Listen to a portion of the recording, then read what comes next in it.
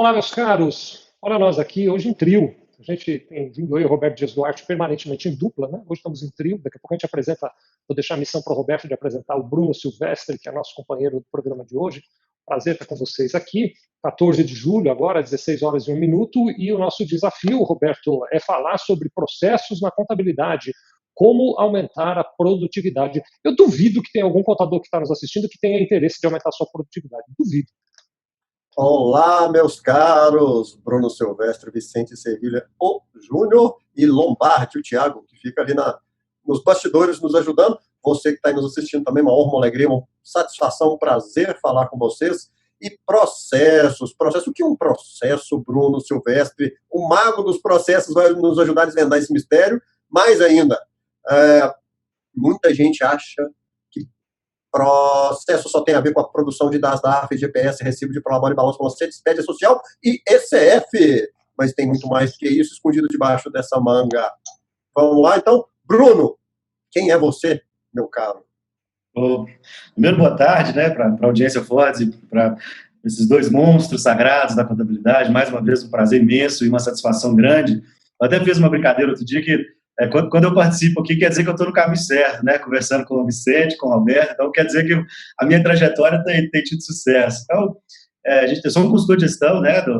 A gente tem hoje um projeto, inclusive, junto com o Vicente, que é a Sevilha Gestão Contábil. A gente está trabalhando, trabalha 10 anos com consultoria e escritório de contabilidade, focado em melhorar processo, né? Processo, eu até brinco muito que existe uma confusão entre o conceito de processo e rotina, né? O Alberto vai entender bem o que eu estou falando. A gente convencionou chamar tudo de processo, né, Alberto? A gente convencionou falar de processo contábil, e no fundo a gente fala um pouco de processo contábil, mas bastante de rotina contábil. O ganho produtivo da operação contábil hoje se dá essencialmente na rotina do dia a dia, e é disso que a gente vai falar hoje, discutir um pouco, trazer algumas práticas de sucesso dessa experiência de trajetória que a gente vem conduzindo aqui nesses 10 anos dentro do escritório de contabilidade. Muito bom. Muito bom, muito bom. Deixa eu fazer aqui 2 comentários importantíssimos, senão a gente não pode nem continuar conversando. Primeiro, cada vez que eu quero aprender o que o Roberto fala de DAS, balanço, GPS, prolabore, ele bota mais 2 itens na fila e eu me perco. Então, hoje eu achei que eu ia alcançar Roberto Dias Duarte, já me perdi, porque de fato é isso que acontece nas nossas empresas, né? Vou aproveitar a brincadeira para falar de uma coisa séria. Eu vivo a realidade de estar na contabilidade todo dia, trabalho isso todo dia, e a gente se perde um monte de coisa que a gente precisa cuidar. Parece, Bruno e Roberto, que a gente dá conta de pensar e de planejar tudo, não dá. A experiência que eu tenho, a vivência que eu tenho é que o contador, por mais que ele seja arrojado, por mais que ele tenha uma boa visão, quando ele entra na empresa de contabilidade dele, as rotinas, essas que o Roberto faz, essa sopa de letrinha que o Roberto é capaz de fazer bem rápido aí, engolem o contador, e quando termina o dia, ele vai embora e diz, não, mas amanhã eu vou planejar melhor os meus processos, amanhã eu vou cuidar de melhorar a minha performance. É o que eu vejo o tempo todo, né? Eu disse que ia fazer 2 comentários, eu menti, vou fazer 3. Mas o segundo comentário que eu quero fazer, esse negócio de monstro é pro Roberto, viu? Mas é no sentido bom da palavra. Eu sei que eu não sou um gatinho, mas monstro também não, que aí a coisa pode ficar chata, né? Agora, eu quero falar com você que está nos assistindo, antes da gente avançar no assunto, que é o assunto do dia, né? Primeiro, para avisar o Natanael Alves, sim, essa live vai ficar salva aqui, mas ao vivo é sempre muito melhor, porque você pode mandar suas perguntas, né? E depois, a Fortes preparou um conteúdo muito legal. Tá aí o QR Code, você que está assistindo aqui pelo YouTube, está vendo na tela o QR Code. Escaneie esse QR Code, é um conteúdo que fala sobre contabilidade em nuvem, né? Até o nome é esse, Guia Definitivo da Contabilidade em Nuvem. Vale muito a pena você fazer o download, baixa o conteúdo aí, né? Antes de falar com o Bruno, queria até pedir ajuda do Roberto. Roberto, você, nem sei se você tem a conta de quantos escritórios de contabilidade você já ajudou, com quantos escritórios de contabilidade você já conversou. Dificuldade em gerir processo e aumentar a produtividade é algo presente nos escritórios que você conhece, Roberto? Na verdade, só eu aqui para você. Vamos fazer um preâmbulo. Eu realmente perdi a conta já, e assim, se for contar com cursos, palestras, workshop e consultoria, eu não tenho nem ideia. Passou de 4.000 já. Mas o que acontece? Você que está nos assistindo aqui agora, é empreendedor da contabilidade. Por que você resolveu ser empreendedor e não empregado de outra pessoa? A resposta é muito simples. Talvez você não tenha feito a racionalização disso, mas é porque você, como qualquer empreendedor, tem apetite ao risco. Você quer tomar risco. Senão, se você fosse um perfil muito conservador, você seria funcionário de alguém, o que não tem problema nenhum. Aqui, né, cada um com a sua vocação, cada um com o seu destino. Mas, uma vez que você teve esse apetite ao risco, você montou sua empresa como qualquer outro empreendedor monta. Com raríssimas e honrosas exceções, o empreendedor começa o negócio dele, um padeiro começa a padaria, porque ele sabe fazer bolos, biscoitos, pães, roscos, muito bem feito. O engenheiro monta a empresa de engenharia porque ele sabe fazer construção, o arquiteto a mesma coisa. Enfim, a gente começa um negócio muito com base naquilo que a gente sabe fazer e a gente julga fazer bem feito, pensando no fazer, né? Mas poucos pensam em como fazer, ou pior ainda, né, ou mais evoluidamente ainda, em o que deve ser feito e o que não deve ser feito. Então, o fazer, e aí a gente começa a empresa, vamos fazendo dados, vamos fazendo DARF, GPS, Cifra de Prolabore, balanço, balancete, expédia, social, ICF, tudo mais, e vamos fazendo do jeito que a gente sabe. De repente, a gente se vê dentro de uma empresa com 10 pessoas, e que um dia sai um, outro dia outro fica doente, outro dia o outro tira férias, e aí a coisa começa a complicar, porque você percebe o seguinte, a pessoa que sabia fazer de um jeito, colocou outra no lugar que sabe fazer diferente. Então, é como se a receita do bolo mudasse ali, e o bolo já não ficou mais daquele jeito. Pode até ter sido melhor, ou não, né? Pode sair de um jeito que os seus clientes não gostam, pode perder o prazo do bolo, pode queimar o bolo, porque você não está seguindo uma receita. Então, o primeiro passo do empreendedor, que é criar o negócio dele, o segundo passo, normalmente, é querer padronizar a receita do bolo, os ingredientes, o modo de preparo daquela produção dele, seja uma produção de casas, produção de serviços contábeis ou produção de um edifício, de uma casa. Mas a questão dos processos não para por aí. Porque, na medida que você vai amadurecendo, você vai percebendo que uma empresa não é só feita de processos produtivos, e sim, é uma sequência de processos. O primeiro que existe é o de captação de novas oportunidades. Né? Você tem que fazer com que as pessoas conheçam a sua empresa e tenham interesse em conversar com você. E depois, essas pessoas que têm interesse em conversar com você, elas têm que gostar de você e querer comprar de você. E aí depois entra o processo de entrega daquilo que ela comprou. E, por fim, tem o processo de encantar essas pessoas, de fazer com que elas gostem cada vez mais de você, a ponto de te defender, te indicar e comprar mais de você. Então, aí você criou uma cadeia produtiva completa. No Brasil, hoje, são números empíricos, eu até estou rodando uma pesquisa para medir isso com mais propriedade, mas são números que eu imagino, 80% dos escritórios de contabilidade, dos empreendedores da contabilidade, quando se preocupam apenas com o processo de entrega, de produção, né? E não com a visão completa do todo. Vicente Sevilha Júnior, Bruno Silvestre, é por aí mesmo? Processo é tudo ou é só um pedaço? Vou deixar para o Bruno essa história.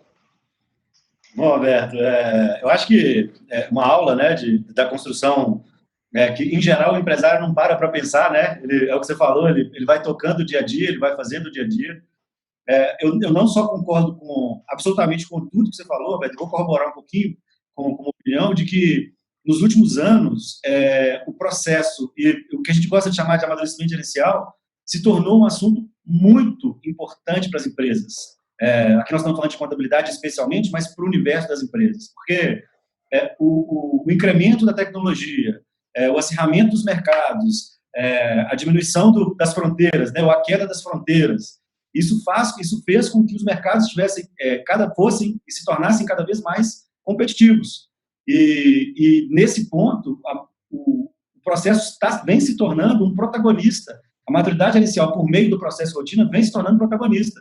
Porque na medida em que as empresas não conseguem performar, não conseguem ter processos bem construídos e compreender bem essa entrada e essa saída e construir algo que seja eficiente, com baixo custo, elas estão perdendo mercado. Elas estão perdendo a capacidade delas de se desenvolver nos mercados e, em alguns casos, até de continuar no mercado. Então, é muito comum, há 20 anos atrás, a gente ver empresas com gestão muito ruim, mas com produtos muito bons, serem líderes de mercado. Essa lógica ela vem invertendo cada vez mais. Não adianta mais você ter só um produto bom, não adianta mais você ter só um produto tecnológico, não adianta mais você ter um bom mercado. Se isso não estiver vinculado a uma estrutura gerencial, a uma estrutura de processo em que você consiga apurar os seus custos, apurar o seu desempenho, ter os indicadores estabelecidos, acompanhar o seu resultado, acompanhar os desvios operacionais e, especialmente, estabelecer contramedidas aos desvios operacionais, os negócios que não estão caminhando para isso estão caminhando para um risco grande de construção, né? É claro que nós estamos falando que as empresas vão fechar daqui a um mês, daqui a 2 meses, mas principalmente no mercado contábil, você falou de 4 mil, o número que eu tenho na cabeça aqui é que a gente já visitou perto de 1.000 escritórios contábeis, e se for falar de palestra, enfim, a gente já conversou pelo menos com 2.000, 3.000 contadores. No universo contábil, eu uso um termo que é forte, o contador não gosta muito quando eu falo, que existe uma inabilidade gerencial. Então, como o mercado, né, o cliente da contabilidade exige dela hoje muito mais do que exigia no passado, porque a regularidade fiscal vem se tornando algo mais fácil de ser feito, né? Produzir guia, folha, declaração ao longo do tempo vem ficando mais fácil, e o cliente exige mais, a contabilidade está meio perdida nesse processo, porque ela sente que ela precisa melhorar, ela sente que ela precisa de ter uma performance melhor, ela sente que ela precisa de reduzir o custo com a operação para que sobre tempo para que ela olhe para o cliente, mas ela não tem essa habilidade, ela não consegue desenvolver essa atividade, e aí a gente volta lá na sua explanação falando, respondendo a sua pergunta. Cada vez mais a gestão é um pilar importante para a sustentabilidade dos negócios. Quando a gente fala do universo contábil, não tem uma menor dúvida que os escritórios de contabilidade que não estão preocupados com isso vão passar dificuldade daqui para frente, porque a tecnologia chegou, né, é fato, ela está aí, ela está presente, a necessidade do cliente ela mudou, isso já aconteceu, não tem jeito, não vai se transformar, o cliente vai precisar de mais informação, a pandemia trouxe isso de maneira muito abrupta, né, essa transformação da necessidade do cliente. Então, se o pilar gestão não estiver bem construído, realmente as pessoas vão ter dificuldade, e eu acho que esse que é o grande barato da construção daqui por diante. Os escritórios pensarem que tão importante quanto oferecerem soluções diferenciadas para o cliente é pensar na gestão interna, na performance e no ganho produtivo na linha interna de produção dele. Se me permite, meu amigo Vicente Sevilha Júnior, Júnior, Permitido. eu vou fazer uma defesa a você que está nos assistindo aí. Eu sei que você está ali tenso, você está igual um malabarista, sabe aquele malabarista dos pratos? Você está ali preocupado com a STF, em entender os novos decretos, as novas medidas provisórias, a legislação do PIS, COFINS e ICMS, e com essa mão você está balançando o prato da conformidade legal das novas obrigações. Só que com essa outra mão aqui você tem que balançar também o prato da gestão. E se cair qualquer um dos dois, a sua empresa vai ter problema. É esse o ponto. A gente está num mundo onde nós, ainda mais nós que viemos de empresas intensivas em capital intelectual, nós temos que ser ambidestros, né? A gente tem que ser excelentes no nosso conhecimento, na nossa área de atuação, ou seja, especialista na sua área contábil, tributária, fiscal, trabalhista, mas também, se você assumir o papel de empresário, de tomador de riscos, você precisa do apoio da gestão. Por quê? Porque a diferença entre tomar risco e jogar perigosamente é muito simples de entender. Risco é quando você atravessa a avenida, vai olhar fora da faixa. Aí você olha para um lado, olha para o outro e atravessa. Você está tomando risco. Você não atravessou na faixa, no sinal fechado, né? Isso é risco. Agora, perigo, viver perigosamente, é colocar uma venda nos olhos e atravessar a Avenida Brasil aí no Rio, atravessar a Marginal Tietê em São Paulo, atravessar a Avenida Afonso Pena aqui em Belo Horizonte de olhos vendados. Isso é viver perigosamente. Então, Bruno, qual é o primeiro passo a ser dado para ter processos bem geridos, bem controlados? Vicente Sevilha Júnior, diga lá. Quero falar só uma coisa antes. Gostei muito da sua analogia dos pratos, Roberto, e acho que faz todo sentido, né? Mas eu quero acrescentar uma camada para a gente ouvir o Bruno, até para nessa provocação também ouvir o Bruno a respeito disso, né? Porque me parece, Roberto, que além de ter todo esse malabarismo que você acabou de contar, que é a pura verdade, é a pura realidade, você conhece muito bem a realidade das empresas contábeis, e as pessoas que estão nos assistindo vivem essa realidade, então podiam estar aqui falando no nosso lugar, qualquer um de vocês que está assistindo aí podia estar aqui contando dessa realidade de cor e salteado, né? Mas existe um aspecto maior que, assim, a quantidade de pratos que a gente tem que girar tem aumentado, e não é só na contabilidade, em qualquer atividade, porque os tempos modernos que o Bruno acabou de descrever demandam que você tenha cada vez mais pratos girando e você a todo instante tem que ir lá dar uma voltinha em cada um desses pratos, né? E então eu tenho a mesma carga de 24 horas num dia, mas a minha estou 24 horas, assim, sem descanso, sem nada, mas eu continuo tendo a mesma carga horária num dia para manter uma quantidade de pratos girando cada vez maior. Então, por exemplo, quando você traz pratos mais modernos para essa conversa, Roberto, você agora há pouco trouxe, por exemplo, você falou sobre um prato de captação de clientes, que é um prato que até não muito tempo atrás não fazia parte do olhar do contador. Não fazia.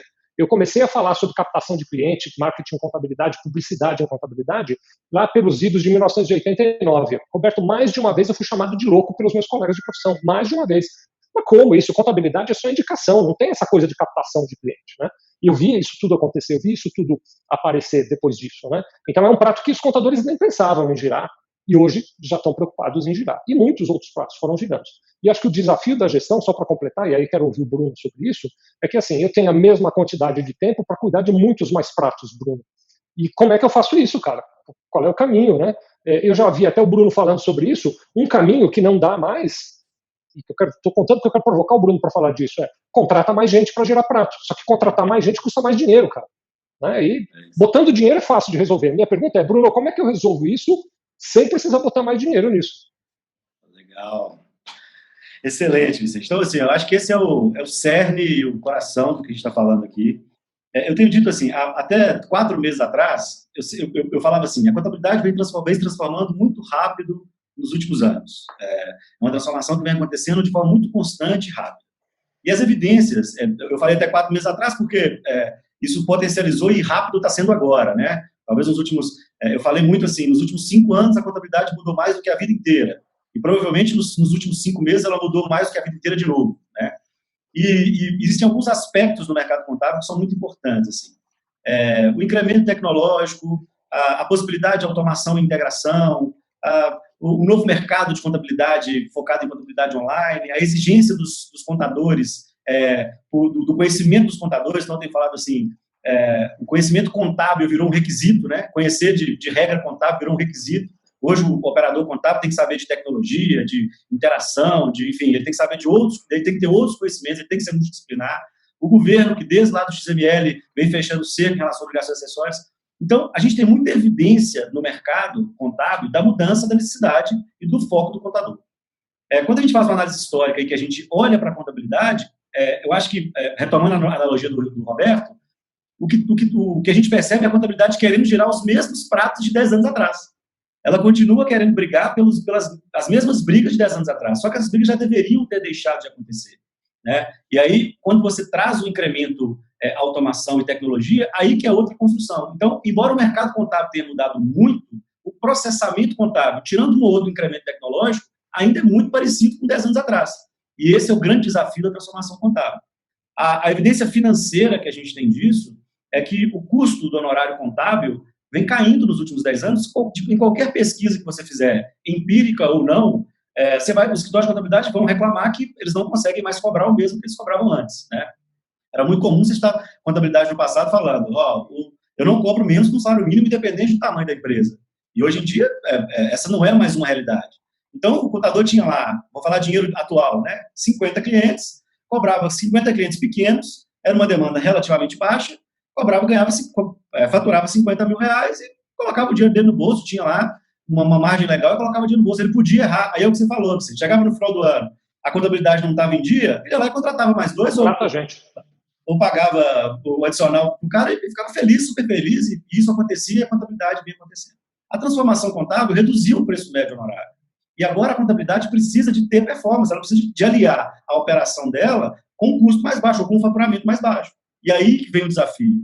Aí que é a construção que a contabilidade precisa entender. E aí, retomando também a pergunta do Roberto, o primeiro passo para essa construção, e aí, na nossa visão, na nossa metodologia, a primeira coisa que a gente faz quando a gente chega em qualquer história de contabilidade, é entender o perfil do cliente. É entender exatamente qual o perfil de cliente que eu estou tratando. E é muito comum, quando eu faço para a contabilidade falar, não, mas meu cliente eu conheço muito bem, eu vou na casa dele tomar café, né? Eu tenho um relacionamento íntimo com ele aqui, enquanto com ele todo final de semana. Eu falei, reconhecer o cliente não é isso. Reconhecer o cliente é conhecer a operação do cliente. É saber o que dói e o que não dói para ele e qual que é o valor que ele espera com a contabilidade. Porque outra coisa que o contador não gosta quando eu falo para boa parte dos clientes hoje, a regularidade fiscal é mais que suficiente e ele não está interessado nessa informação. Ele só quer que a contabilidade resolva o problema dele. Ele só quer que a contabilidade dele seja o mal necessário, né? Usando as palavras do Vicente. E aí o contador quer que esse cliente veja valor no balanço e no balancete lá no final do mês e ele não vai perceber valor nisso. Então, a transformação gerencial, o amadurecimento gerencial passa por um entendimento do cliente, em saber qual que é o cliente que demanda mais obrigações contábeis, qual que demanda menos, qual cliente tem mais aptidão para a tecnologia, qual que tem menos, quais são as dores do cliente. Então, clientes diferentes possuem dores diferentes. Então, qual que é o valor que a gente vai agregar para o cliente? E na medida em que você entende o seu cliente, você vai criar grupos de clientes, né, grupos de universo de clientes, grupinhos, clusters de clientes, e oferecer um propósito de atuação para cada um desses clientes. A palavra propósito, ela está muito na moda e ela faz muito sentido. Porque para o cliente grande, é muito provável que você vá oferecer informação contábil, integração de dados, mas para o cliente pequeno, isso não vai fazer tanto sentido, gerar tanto valor. Então, o primeiro passo para essa transformação como um todo é compreender o cliente e definir qual o propósito de atuação para cada grupo de cliente. Na medida em que isso está bem definido, agora sim, você está pronto para construir um processo que vai gerar valor. Então, eu até escrevi um texto sobre isso recentemente, porque eu falei isso, o contador olha para o lado do cliente, lá para o concorrente dele, viu que ele contratou um software que automatiza o ICMS. Aí ele vai lá e contrata o software de ICMS, porque para o cliente, para o concorrente, ele funcionou muito bem. Mas quando ele olha para o cliente dele lá, ele só tem um cliente que tem ICMS, ele só tem um cliente que o ICMS gera problema. Em contrapartida, ele tem 90, 100 clientes do Simples e a operação dele precisa ser focada nisso. Então, a compreensão do cliente e definir um propósito de atuação para cada grupo de cliente é o primeiro passo para uma transformação efetiva. É o primeiro passo para que a contabilidade consiga estabelecer um processo que gere valor, que é mudar a lógica da entrega para o resultado. Né? A gente tem dividido a contabilidade em dois há algum tempo. Já tem algum tempo que eu divido a contabilidade em dois, que é uma parte da contabilidade a gente está chamando de processamento contábil e a outra parte da contabilidade a gente está chamando de contabilidade propriamente dita. Entender o cliente vai garantir que a gente consiga definir qual o esforço que nós vamos empregar naquele cliente para operar e garantir o processamento contábil e qual o esforço que nós vamos empregar naquele cliente para que a gente seja uma contabilidade propriamente dita. E aí, essa análise global é fundamental para iniciar um processo de amadurecimento gerencial, esse entendimento. E, curiosamente, as contabilidades não entendem muito bem os clientes dela ou o perfil dos clientes dela. Elas tratam muito de forma macro essa construção. Ô, Bruno, eu gosto de fazer analogias com outros mercados, porque olhar para o outro sempre é mais fácil do que olhar para si próprio. Então, você está dizendo o seguinte, é o padeiro que sabe fazer um pão com pesto e castanhas moídas pelos monges do Tibete, com toques de lhamas do Himalaia, que é delicioso. Só que é caro pra caramba. Mas chegou o cliente, ele quer só um pãozinho francês com manteiga, é isso? É exatamente isso, Roberto. Assim, e aí a gente percebe muito a contabilidade brigando com o cliente, querendo que o cliente gere valor. Aí chega o cara lá querendo comprar um pãozinho francês, o cara fala, não, pãozinho francês não, você tem que comprar esse pão aqui, ó, maravilhoso, que custa R$100. O cara fala, meu amigo, eu só quero um pãozinho francês. É como se o padeiro falasse assim, você não pode gostar de pãozinho francês, você tem que gostar desse. E a gente vê a contabilidade brigando com o cliente por isso o tempo inteiro. Então, eu acho que a contabilidade tem que ter um pãozinho francês, aqui em Minas tem que ter um bom pão de queijo, né? Tem que ter um bom pão de queijo lá na Fornada, tem que ter, e tem que ter o pão de R$100. É essa transformação. A maior parte das contabilidades do Brasil, elas têm uma estrutura que ela vai ter um pouquinho de cliente grande, uma quantidade um pouquinho maior de cliente médio, e a maior parte dos clientes pequenos. Não é um perfil, claro que existem exceções, né? Mas não é um perfil do mercado contábil. As empresas que verticalizam ou que nicham, né? Um termo que até não gosto muito, mas que criam nichos de mercado. Em geral, a contabilidade tem um modelo heterogêneo de clientes. E, embora elas tenham modelos heterogêneos de clientes, elas querem oferecer o mesmo valor, ou querem que todos os clientes percebam valor na mesma coisa. E esse é o primeiro passo da transformação contábil. O primeiro passo para desagradar todo mundo é querer tratar todo mundo igual, né? É isso. Exatamente. Mas assim, ok, entendi o que cada grupo de clientes quer. E aí, o que eu faço agora? Roberto, a gente tem 3 passos que a gente entende que é o início de qualquer transformação. Na medida em que eu entendo o cliente, agora eu tenho que mapear todas as entregas e criar uma estrutura de acompanhamento de entrega e de indicador para fazer isso. Não existe a possibilidade. A contabilidade sabe muito o que ela entrega, mas não sabe com qual performance ela entrega, quem é mais produtivo, quem é menos produtivo, qual que é o prazo que eu estabeleci, qual que é a minha meta. Então, a contabilidade precisa estabelecer um conjunto de indicadores em que ela consiga mensurar o desempenho, tanto da contabilidade quanto do indivíduo, do colaborador, tanto da função que está sendo executada. E na medida em que ela consegue estabelecer esses indicadores, aí sim ela vai passar por um processo de transformação. A frase talvez que eu mais tenha dito nos últimos anos é que se você não tem indicador, se você não tem meta, você não tem ação gerencial. Então, o que a gente fala em geral é que as empresas estão sendo geridas por uma lista de tarefa. Se eu não tenho indicador e meta, eu tenho uma lista de tarefa qualquer. O problema de ser gerido por uma lista de tarefa é que a tarefa do dia não necessariamente é a tarefa mais importante. Na medida em que eu tenho uma construção de indicador bem definida, minhas metas bem estabelecidas, fica mais fácil de eu definir quais são as ações que eu vou fazer para melhorar aqueles indicadores. E aí eu vou falar de alguns pontos que eu acho importantes para o universo contábil e que a gente vê uma distorção muito grande. Homogeneizar a base operacional, o que quer dizer isso? Ter tarefas na base operacional o mais homogêneo possível entre os colaboradores de uma atividade. Por que a gente fala isso? Porque a automação contábil vai tomar conta. Você tem que ter uma estrutura que permita que a automação efetivamente te dê tempo para a construção. Então, ter a base operacional o mais homogêneo possível é importante. Então, a construção processual precisa de caminhar para isso. E na medida em que você tem indicadores bem estabelecidos, uma rotina mais homogênea, mais linear, mais construída, agora sim você vai construir as suas ações baseadas nos seus indicadores. Então, se eu tenho um problema, por exemplo, de prazo médio de entrega das minhas obrigações fiscais, o conjunto de tecnologia e de ações que eu vou focar para melhorar esse processo está relacionado a isso. Então, um outro vou chamar de erro, mas uma outra prática que a gente vê, que a gente não concorda muito com a história contábil, é a contabilidade sair desenhando muito processo, escrevendo muito processo, escrevendo muitas caixinhas dos fluxos. É claro que isso é importante, mas tão importante quanto ter o desenho bem definido é ter o parâmetro objetivo, é ter uma estrutura pela qual eu vou saber se a minha ação está surtindo resultado ou não. A contabilidade precisa de sair do conceito de achismo, né? Então, eu até brinco nos projetos que a gente faz, a gente quer tirar o MAS. Nosso grande objetivo é tirar o MAS da contabilidade. O que é o MAS?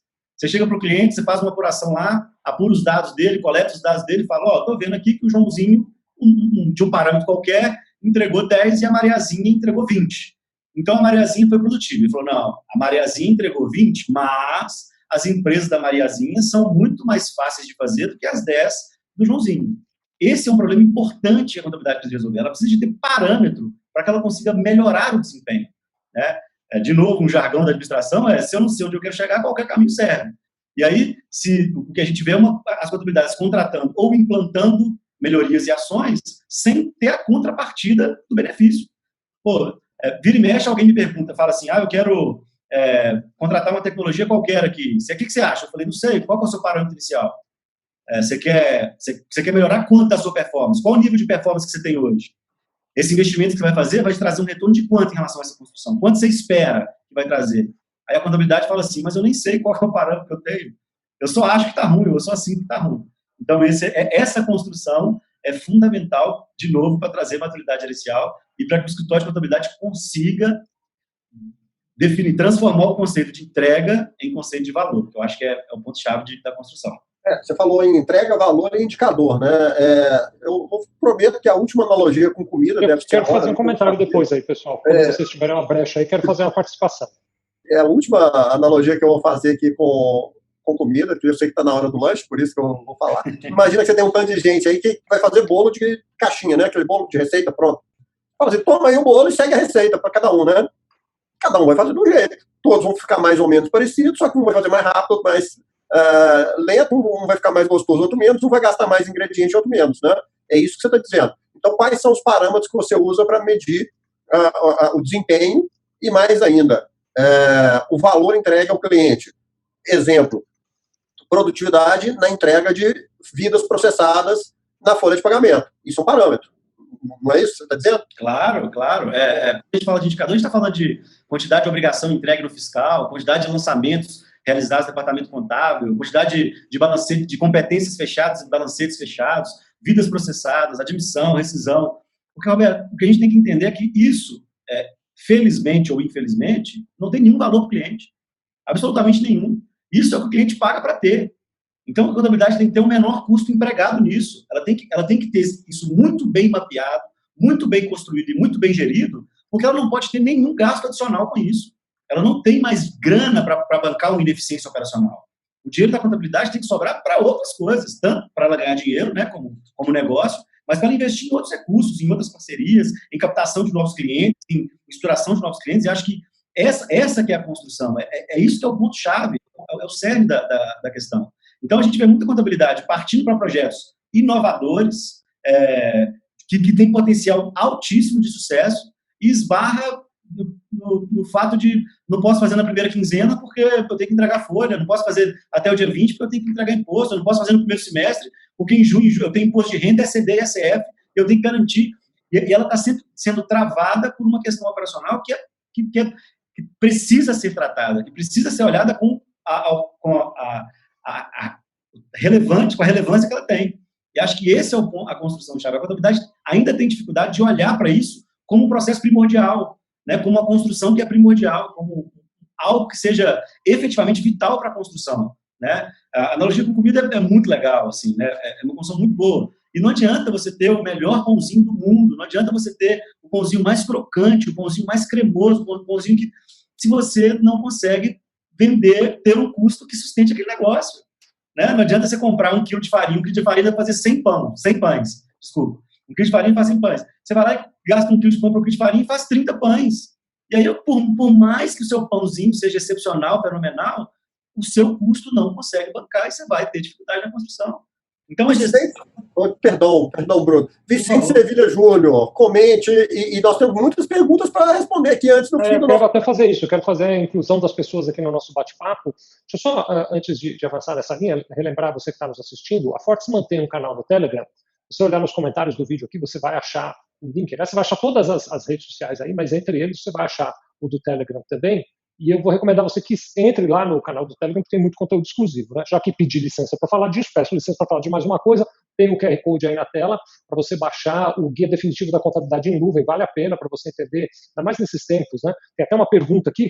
Vou misturar essas perguntas aqui, porque eu acho que, na verdade, elas são uma só. Mas, por exemplo, o Eduardo Soares está dizendo o seguinte: a minha funcionária está trabalhando home office, mas não consegue produzir. Como é que eu posso proceder? Eduardo, baixe o Guia Definitivo da Contabilidade em Nuvem para você entender como é que sistemas e soluções em nuvem podem ajudar a sua funcionária a produzir mesmo de home office, mas eu também vou incluir isso no comentário que eu vou fazer agora para o Bruno depois tentar amarrar. Bruno, vou te dar o desafio de tentar amarrar tudo isso aqui. Né? Eu estou acompanhando com muita atenção até agora a conversa que se desenrolou, focando muito no que diz respeito a essa questão dos processos, de metodologia, né?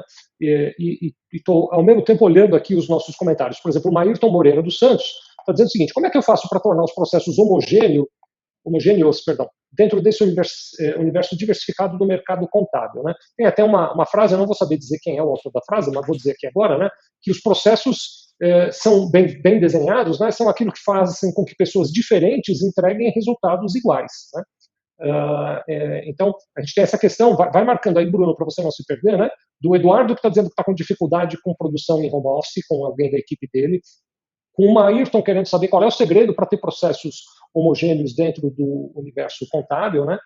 E eu quero acrescentar nisso aqui o comentário do Natanael Alves, que está dizendo o seguinte: olha, eu comecei o mapeamento dos processos na empresa, mas muitos colaboradores apresentam resistência ou não procuram a melhoria, e ele está lá meio sem saber o que fazer. Então, como é que a gente concilia esse universo todo, né? Processos sozinhos, bem desenhados, ajudam, são suficientes para cuidar, por exemplo, do problema do Natanael, que tem colaboradores que estão resistindo a essa modificação, podem também ajudar na questão do home office.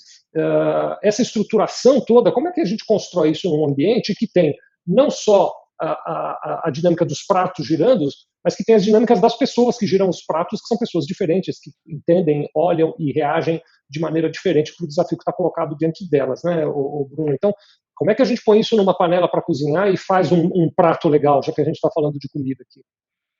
Legal. É muito interessante, assim, como o problema ou a oportunidade contábil, ela ecoa, né? É muito comum esse tipo de questionamento vindo da empresa contábil. Em relação ao processo, quando a gente vai para a grande empresa, vou fazer uma analogia com outros mercados, aproveitando o ensinamento do Roberto aqui, quando a gente vai para as grandes empresas, para os grandes conglomerados, para as big empresas, o desenho do processo é muito relevante, porque as pontas costumam estar muito longe, né? A entrada de uma informação ou de um produto e a saída de um produto, ela está muito longe, e os agentes não se comunicam ao longo desse processo, na maior parte desses grandes processos, dessas grandes empresas, né? Então, naquele momento, a primeira coisa que a gente preocupa quando a gente vai fazer um redesenho de processo, por exemplo, é desenhar todo o processo, entender as atividades que não geram valor, e, enfim, antes de pensar nas construções. A adaptação metodológica que a gente fez, e aí, quando a gente trata de contabilidade especialmente, qualquer ponto de partida de transformação, seja a ida de um colaborador para home office, seja o início de um redesenho de processo que está sendo executado por uma contabilidade, qualquer transformação, ela tem que partir do parâmetro objetivo. Então, menos importante do que desenhar o processo, que ele é muito claro, né? Entra documentação, processo de documentação, entrego obrigação para o cliente, obrigação para o governo, né? Imposto de obrigação para o governo. Esse processo ele é muito claro, ele é muito curto, não estou falando que ele não é complexo, mas ele é muito curto. O primeiro parâmetro é definir o objetivo, é o indicador, o parâmetro objetivo dessa construção. Porque na medida em que eu tenho um parâmetro objetivo dessa construção, eu posso estabelecer uma meta para esse processo, e aí o desenho do processo vem junto com essa construção. Um exemplo prático. A primeira coisa que uma inspiração de departamento pessoal, vou usar o exemplo que o Roberto comentou mais cedo, eu preciso estabelecer quantas vidas cada operador meu processa. Então, eu tenho lá 1.000 vidas na minha empresa, tenho 3 colaboradores, eu vejo que um faz 300, um faz 350, um faz 350, um faz 300. Esse é o primeiro parâmetro da construção, porque a pergunta, ou o parâmetro que eu vou estabelecer agora eu quero entregar 500 vidas para o colaborador. Eu quero que 2 colaboradores consigam entregar 500 vidas cada um. Na medida em que eu tomo essa decisão, que eu estabeleço um prazo, que eu vou estabelecer a minha meta, automaticamente eu vou fazer uma análise por que eu não entrego tantos colaboradores e, naturalmente, eu vou passar por alguma melhoria de processo. Eu vou perceber que alguns clientes poderiam usar a tecnologia, não estão usando, mas eu parti de um parâmetro objetivo para fazer isso. Então, inverter um pouco a lógica. E antes de pensar em desenhar o melhor processo, pensar nos parâmetros e onde eu quero chegar é um ponto crucial. Eu vou ser pretencioso aqui, tá? Para as empresas pequenas e médias nas construções. A metodologia tradicional lá, ela manda a gente, de desenho do processo, por exemplo, ela prevê todo o desenho de um processo primeiro. A gente inverte essa lógica metodologicamente e cria um parâmetro, porque o parâmetro vai ser o ponto-chave, o ponto-cerne dessa transformação. Na medida em que eu tenho o parâmetro estabelecido e o acompanhamento bem feito, eu resolvi o problema do home office, né? Porque agora eu consigo fazer um acompanhamento do dia a dia, da entrega semanal e consigo saber se está acontecendo ou não. Eu resolvi o problema do processo lá. E aí, quando a gente fala de homogeneização no terceiro comentário, o caminho mais fácil para essa construção é criar grupos. Então, criar grupos de complexidade. Então, eu até divido 4 parâmetros de complexidade que a gente usa muito para classificar os clientes, que são a tributação, né, o quanto a tributação influencia nesse. Então, empresas de lucro real tendem a ser mais complexas, lucro presumido e simples. O segundo parâmetro é o volume de informação desse cliente, então, o quanto de informação que ele processa. O terceiro parâmetro é o volume de atendimento. Então, uma coisa é o volume que ele processa, outra coisa é o quanto essa contabilidade, o quanto esse cliente demanda da contabilidade, então, o quanto ele liga, o quanto ele manda e-mail, o quanto ele interage, porque a gente vai ter cliente que é grande, que é muito complexo, mas que praticamente não demanda contabilidade. A gente vai ter cliente que é pequeno, que não é complexo, mas ir para a contabilidade toda hora. E o último parâmetro é o grau de complexidade de apuração desse cliente hoje. Então, o quanto de energia, o quanto complexo é apurar esse cliente hoje. E aí, nessa ótica, o que a gente fala? Não está relacionado a se ele é fácil ou se ele é difícil. Porque eu posso ter um cliente do simples, com poucas notas, serviço, mas que manda documento sempre em atraso, mas que tem um investimento lá que complica a operação, enfim, mas que a organização dele é muito complicada. Então, a gente define esses critérios e aí, com a construção desses critérios, a gente cria grupos de empresa. Então, eu vou ter, no grupo 1, as empresas que são muito complexas, com muito volume, que atendem e que demandam muito atendimento. No grupo 2, as empresas que vão ter muito volume, mas que demandam pouco atendimento. As empresas que têm pouco volume, mas que demandam muito. As empresas que têm pouco volume, que demandam pouco. E aí eu criei grupos de empresa. Agora fica mais fácil dividir a carteira. Agora fica mais fácil homogeneizar essa base operacional, criar os parâmetros e efetivamente pensar nas ações que vão melhorar a performance. E aí, inclusive, fica mais fácil pensar para o grupo. Né? Do ponto de vista de automação, do ponto de vista de agregação de valor, fica mais fácil pensar para o grupo de empresas. E aí, acho que a gente fecha esse raciocínio desses 3 comentários aí, Vicente. Muito bem, muito bem, muito bem. A gente está indo aqui, Roberto e Bruno, para a linha final do nosso bate-papo, né? Então, eu quero só que já ir registrando o agradecimento de todo mundo que está participando, muito bom mesmo, uma conversa sempre muito importante. A própria Raimunda está dizendo aqui que o debate está muito rico, né? E ela traz um assunto que talvez possa ser assim a nossa reta final, que é a questão dos contadores que reclamam da desvalorização, né? Eu sempre disse, viu, Raimundo, eu vou aqui fazer um pouquinho da minha opinião, que o próprio termo, né, desvalorização tem a ver com a percepção de valor, né? Eu acho que tem uma miopia dos contadores em relação ao valor que eles entregam. Hoje em dia, durante muito tempo, o valor que a gente entregava foi essa nossa capacidade de dar conta dos processos. Hoje em dia, cuidar dos processos é algo que os clientes veem, olham como algo que não é mais do que a nossa obrigação. Então, aí que entra a importância da boa gestão dos processos, como é que eu aumento a produtividade, porque eu preciso gastar pouca energia com isso e focar a energia em atender o cliente. O Bruno, o Raimundo, se você estava acompanhando, o Bruno até disse que ele até divide a questão em duas coisas, né? Uma questão processual, que tem que ser feita de maneira mais simples possível, como ele acabou de dizer, de maneira segmentada por tipo de cliente, focando em aumentar a produtividade, e outro universo completamente novo, outro prato, como diria o Roberto Dias Duarte, para a gente tirar, que é o prato de entregar informações relevantes, esse aconselhamento e apoio para os nossos clientes, né? Então tem um desafio grande aí. Eu vou só repetir o convite, entra no canal do Telegram da Fortes, tem muito conteúdo isento ali, baixa esse guia definitivo da contabilidade na nuvem com o QR Code que está na sua tela, e vou entregar para o Roberto aqui a palavra para ele fazer um comentário final, e depois a gente podia deixar o Bruno fazer o encerramento assim, com mais alguns minutos, né, Roberto? Precisamos ser sucintos, que nós temos outro evento a seguir. Mas eu queria agradecer a todos que participaram aí, aqueles que ainda têm dúvidas, eu convido para participar desse programa na próxima terça-feira, no mesmo bate-horário, no mesmo bate-canal, e com outro tema, o tema da retomada do novo normal, que, na minha percepção, é um restart, um reboot do seu escritório de contabilidade. Não tem uma só empresa que não tenha que fazer esse reinício de trabalhos. E já se transformou e já é um fato, né? Já existe, já está dentro dessa construção. Foca na sua gestão, foca em criar uma gestão, em criar um produto gerencial, criar uma lógica gerencial que se adeque a esse novo, né? A gente já vinha falando de um novo que vinha acontecendo e agora a gente tem um novo, e a maturidade gerencial, o processo gerencial, ele é protagonista nessa construção. Então, a gente está à disposição nas nossas redes, enfim. Muito obrigado, Vicente, muito obrigado, Roberto, um prazer imenso falar com vocês. Muito bom, muito bom. Podemos encerrar, Roberto? O que você acha? O Thiago pode despedir-se aqui, encerrar de vez? Então, Thiago, muito obrigado. Obrigado a todos vocês que nos assistiram. Terça-feira que vem, às 16 horas, tem de novo. Eu já quero pedir desculpas a vocês. Eu não poderei estar, mas o Roberto Dias Duarte estará aqui com o convidado. E para bater um papo com vocês, o tema da semana que vem. Deixa eu só relembrar aqui qual é o tema da semana que vem, já para contar para vocês não perderem. A retomada, o novo normal. Novo normal. Então, muito bem. Semana que vem, 21 de julho, 16 horas, no canal da Fortes, Roberto estará aqui com um convidado. Eu vou deixar escapar. Provavelmente será Marcelo Charra para falar com vocês sobre a retomada, o novo normal. E aí, no dia 28, eu volto para cá. Então, semana que vem é audiência plena, Roberto, porque eu não vou estar aqui, vem mais gente ainda para assistir. Beijão para vocês. Eu vou chorar muito, vou chorar de saudades. Eu também. Boa. Obrigado, pessoal da Fortes. Obrigado, Thiago. Obrigado. Obrigado, Bruno.